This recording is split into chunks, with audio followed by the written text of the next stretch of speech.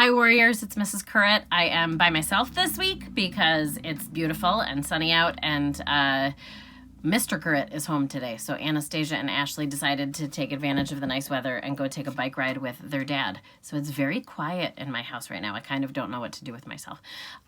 This week I was going to talk to you about like things you've never seen before being on this stay-at-home order. Like today, the Blue Angels flew from Navy Pier and came and flew over the south side of Chicago. And I was hoping I was going to catch a little video clip of them flying over our house. We waited in the backyard for a while, but we heard them but didn't get a chance to see them. So instead, I'm shifting my focus a little bit to things that are in your house that you haven't seen in a while and you maybe didn't notice or didn't deal with much until you were at home for this extended period of time.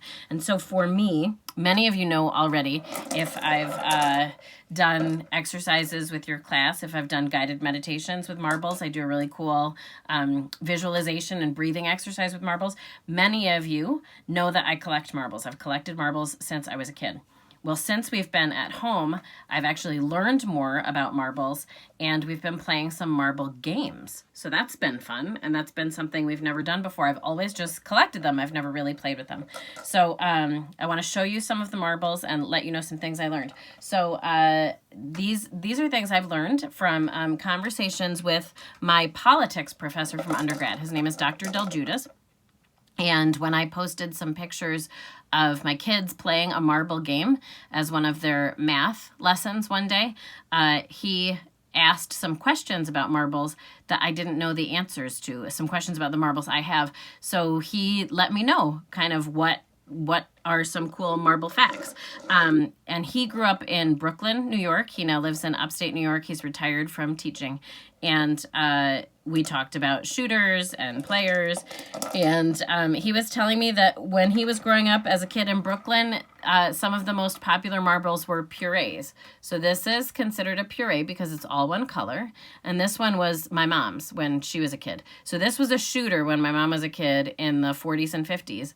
And then this is a shooter now, and you can see the difference in size. So marbles have changed a lot over the years. And then some of my other favorites, I did not know, I always called these frosting marbles, but they're referred to as toothpaste marbles because they kind of look like they had a squirt of Aquafresh there in the middle. And this is a toothpaste marble that's only a couple of years old. And then this is one from when I was a kid. So you can see the difference between what they look like and in the color of the glass. And then this marble is an orange toothpaste marble that we found in our house, which was kind of fun, kind of creepy.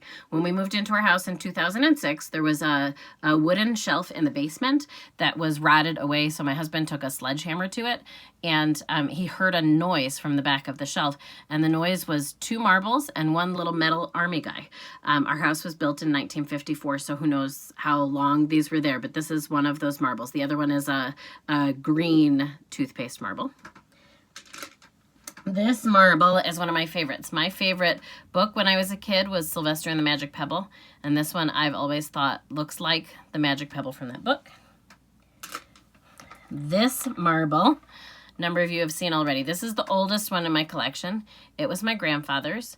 It's kind of half, you can kind of see half like a dark amber color and half blue. And so from some angles it looks black when you line those colors up just right. And from some angles, you can see the actual colors. So that's the oldest one that I have in my collection. And then this one is very special to me for a different reason. This is the smallest marble I have. And it was purchased for me by some 8th grade students on one of our DC trips a number of years ago now. This student is an adult for sure now. And at the Smithsonian at the time, they had buckets of marbles with a little scoop, and you could purchase them by weight. And so the students bought me, a group of students bought me a bag of marbles. And this is one of the ones that they got for me. And Jillian Fuller was the student who handed me that bag of marbles. So I would love to hear how you're doing. I would love to hear how your week is going. And I would love to hear what you've got in your house that you had maybe overlooked for a while before and now you're focusing on, or interacting with, or doing something with that you had been long neglected. So I hope you're doing well. I hope you're having a great week. 8th graders, you're going to see some visitors this week if you haven't already at your homes. And it's just one of the ways that we want to celebrate you. I hope you guys are all doing well, and I hope you have a great week. Bye, Warriors. See you soon.